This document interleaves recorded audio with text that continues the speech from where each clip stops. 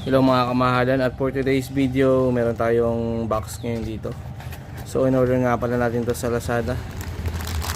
Ito ay attachment ng ating firearm. Ayan, naman yung box. So ito yung laman nya.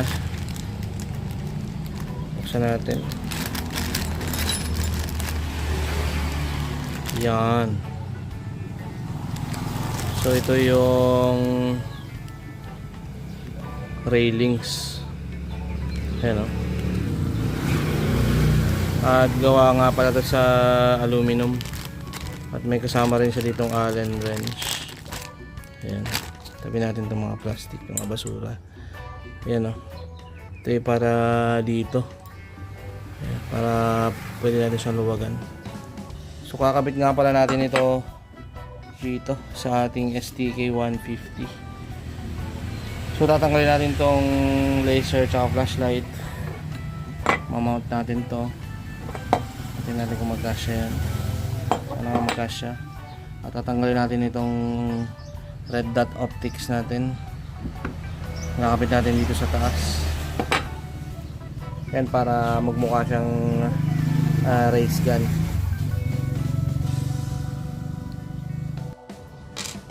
Bali yan mga kamahalan, natanggal na natin yung kanyang red dot optics at yung laser with flashlight sa ating STK 150.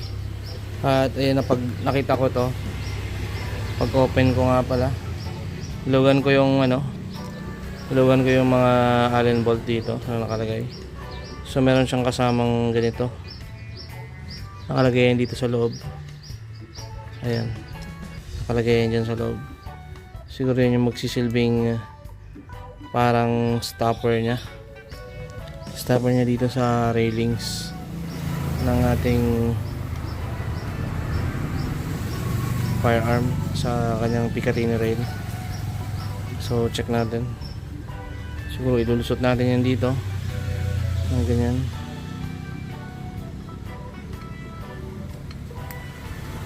Alright, tingnan natin ha. All the way kailangan baklasin muna natin ito. So bala yan na po yung kinalabasan ng ating STK 150. Ayan, medyo badoy na po talaga siya. Pero sinubukan lang po natin i-install kung ano yung itsura niya. So later po yung red dot optic natin nalagay po natin dito sa taas.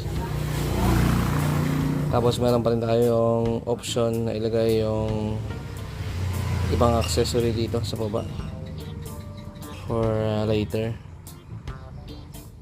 Yan o, pogi na siya o, mga kamahalan.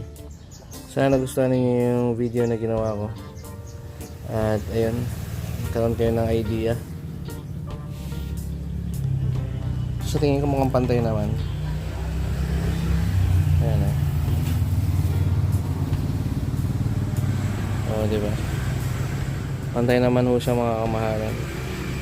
So calibrate na lang po natin yung ating red dot optics. Lagay natin dito sa taas. At let's see kung anong itsura niya. So pogi naman po siya. At yung laser, hindi ko alam kung may lalagay pa ba natin tong red dot tawag dito, green laser tsaka flashlight natin na all light bother mini. So yan, saka yun, ganyan ang itsura nya. Diba? Astig. Kung naastigan kayo. Comment down below na lang sa mga sa mga gusto mag-comment. At let's see kung anong mga opinion ninyo tungkol sa baril na ginawa natin na ganito. So mura lang po ito mga kamahalan. Nabili ko sa Lazada. Nasa 400 plus lang siya. So na-deliver sa akin dito sa area ko mga 1 week. Pero kung siguro kung nasa NCR lang naman kayo, i-deliver kagad to mga 4 days lang yan, 3 days. Nandiyan na yan sa inyong mga doorstep. So ayan, pogi naman, di ba? Pilitin na lang natin yung ating sarili na pogi. Diba? Kasi nandito na eh. Nabili na natin ito. So kabit na lang natin.